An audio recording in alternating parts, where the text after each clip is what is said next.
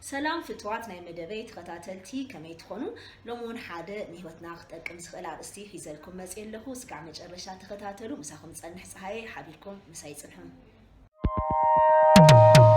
امباركس فتوات نايلوم معانتي ارستي why people hurt you repeatedly زبلي نمنتاي سبات بتدغاغامي يبدلونا ويكون حدا غيزي سبات بتدغاغامي كبدلو رئينا ويكون تعزمنا خون يخالي نمنتايم سبات بتدغاغامي اب سبات بدل زبصحو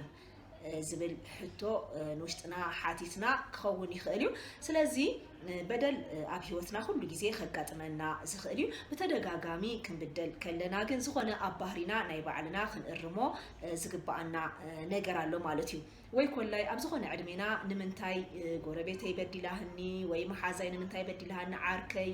መሳርሕተይ ሓለቃይ ንምንታይ በዲልኒ ኢልና ንውሽጥና ሓቲትና ኸውን ይኽእል እዩ ኣነ እዚ ኣጋጢምኒ ይፈልጥ ንምንታይ ሰባት በዲሎምኒ ኢለ ዝሓተት ኩሉ ግዜ ኣሎ ወይ ኮላይ ኣቅሪብና ክንሪኦ ከለና ከዓ ኣብ ቤተሰብ ክኸውን ይኽእል እዩ ንምንታይ ሰብኣይ ብተደጋጋሚ ይብድለኒ ኣሎ ወይ ኮላይ ሰበይተይ ሓወይ ሓፍተይ ኣቦይ ኣደይ ክንብል ንኽእል ኢና ንምንታይ ብተደጋጋሚ ንብደል ዝብል ነገር ሓቲትና ክንከውን ንኽእልና ንውሽጥና እዚ ግን ብሳይኮሎጂ ሓደ ዝበሃል ነገር ኣሎ ብዙሕ ግዜ ክንብደል ከለና ወይ ኮላይ ኣብ ህይወትና ደስ ዘይብል ነገር ከጋጥመና ከሎ ብዙሕ ግዜ ናብ ደገ ከምዚልና ናይ ምምልካት ሽግር ኣለና ናብ ደገ ከምዚልና ክነመልክት ከለና حانتي نابدق حانت أصابعتنا نابدق اختملكت تخليا ناب كال اسم مالتيو كالوت سلسته أصابعتنا خانا وشتنا إن زملكتا سلازي أوشتنا زلو شجر يتسبزح أبدق خبزقاتمنا أوشتنا زلو شجر زبزح سلازخونه حانتي تملكتو زلا زي كلنا عنا زبول إدنا زلو إذن أوشتنا زملكت زلو سلسته أصابعتنا ويكون لك سلسن لعلي أبانا خنقرمو زقبانا شجرالو سلازي اتهم شجراتي اتوميوم بتدغاغامي بسبات كنبدل زغورنا اساتهم كنقرمالنا انت امتم شجرات انت اما وشتنا زلو زي ارمنا يم بسبات بتدغاغامي كنبدل زغورنا زبل نغرات حدا بحدا كنريومينا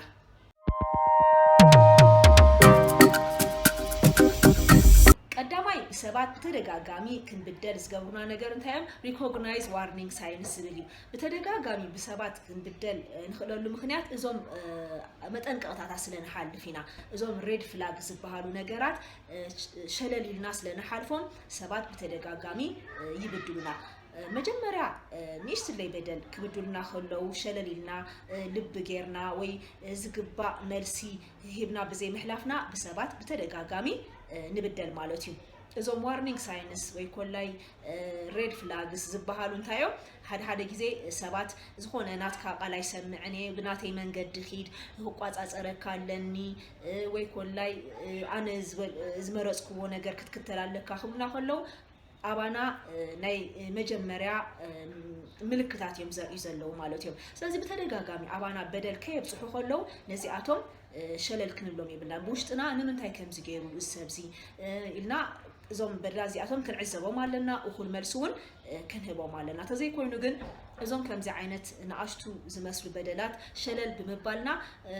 ዓበይቲ በደላት ወይ ኮላይ በተደጋጋሚ ክንብደል ንኽእል ማለት እዩ ካላይ ካንታይ ደስ ዘይብለና ነገር እንዳገበረ ሆሎ ከይተዛረብና በመሕላፍና ስፒክ አፕ ዝበሃል ነገር ማለት እዩ ዝኾነ ሰብ ዝኾነ ደስ ዘይብል ነገር ኣባና ክፍጽም ይኽእል እዩ ንዓና ደስ ዘይብለና ነገር ውሽጥና ቅር ዘብሎ ነገር እንዳገበረ ሆሎ ንሕና ውሒጥና እዩ ሱኢልና ክንሓልፍ ከለና እቲ ሰብ በተደጋጋሚ ንኽብድለና ይጥዕሞ ወይ ኮላይ ውሽጡ ይደፋፍኦ ማለት እዩ ስለዚህ نحنا ግን ኣብ ትክክለኛ ሰዓት ነቲ ዝገበሮ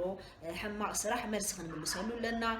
ወይንም እንታይ ጌርካዩ ዝገበርካዩ ስራሕ ዝናዕ ስራሕ ይኻ ጌርካ ዝወረደ ስራሕ ይኻ ጌርካልና መልስ ክንቦለና ተዘይ መልስናሉ ግን እቲ ሰብ ኣይፈለጠንን ኢሉ ካልኣይ ግዜ ክብድለና ይኽእል ወይ ኮላይ በዓልና ንኽንብደል ዳርጋ ዝፈቀድናሉ ይኸውን ኣብ ትክክለኛ ሰዓት መልስ ክንምልሳለና ከይተዛረብና ክንሓልፍ የብናን ተዘይ ኮይኑ ግን እቲ ሰብ በተደጋጋሚ ክብድለና يخلي بس مخنياتون بتدقاقامي بسبات زبدلنا نجار زي مالتي ሳልሳይ ካንታዩ ሌት ኖ ቢኖ ሓንሳ ኣይከውንን እንድሕልና ብዝበልናዮ ቃል ክንቅፅል ኣለና ብዝሓዝናዮ መርገፂ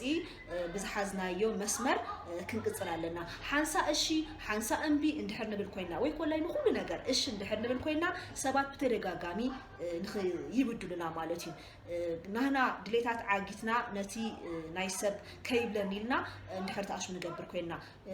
ነፍስና ብኻልኣይ ደረጃ ንሰርዕ እንድሕር ኮይና ማለት ሓደ ግዜ ኣይከውን እንድሕር ኢልና ኣይከውንን እዩ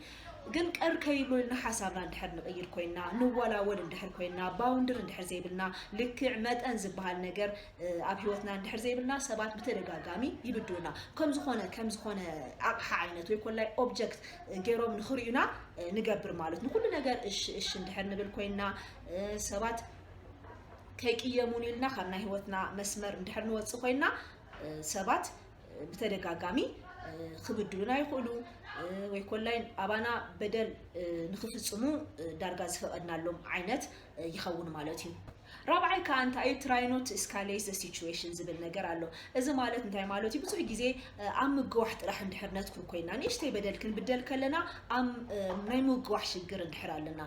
በደላት ወይ ኮላይ ሽግራት ክልተ ዓይነት እዮም ክኾኑ ዝኽእሉ ሓደ ግዜ ንኣሽቱ በደላት ኣለው ሓደ ግዜ ከዓ ዓበይቲ በደላት ኣለው ንኣሽቱ በደላት ክንቦ ዝግባአና መልስ ኣሎ ኣብ መፍትሒ ነትኩር ከለና ዝበለፀ እዩ ዝኸውን ዓበይቲ በደላት ግን ክነጋውሖም ኣለና እንዳጋዋሕና ግን እኹል ስጉምቲ ከዓ ክንወስድ ኣለና ዘድሊ ስጉምቲ ነቲ ዘጋጠመና በደል ዘድሊ ስጉምቲ ንወስድ ሰባቱን ክረዱና ይኽእሉ ማለት ክነጋውሕ ከለና ነቲ ዘጋጠመና ሽግር ነቲ ዘጋጠመና በደል እንዳጋዋሕና ናይ ባዕልና ስጉምቲ እንዳወሰድና ረዳእቱን ንኽረድኡና ምግዋሕና ይጠቕመና ማለት እዩ ግን ኩሉ ግዜ ንነኣሽቱ በደላትን ከጋውሖም ጥራሕ ስጉምቲ ከይወሰድኩ ከጋውሖም ጥራሕ ንብል እንድሕር ኮይና ባዕልና ዳርጋ ቤንዚን ጌርና ካልእ በዳላይ ንኽመፅእ ባዕልና ማዕፆ ንኸፍት ኣለና ወይታ ንእሽተይ ዝነበረት በደል ባዕልና ቤንዚን ጌርና ይኹን ኡፊልና ክነዕብያ ኣብ ምዕባያ ጥራሕ ነትኩር ሰባት ንኸውን ማለት እዩ ስለዚ እንታይ ኢና ክንገብር ዘለና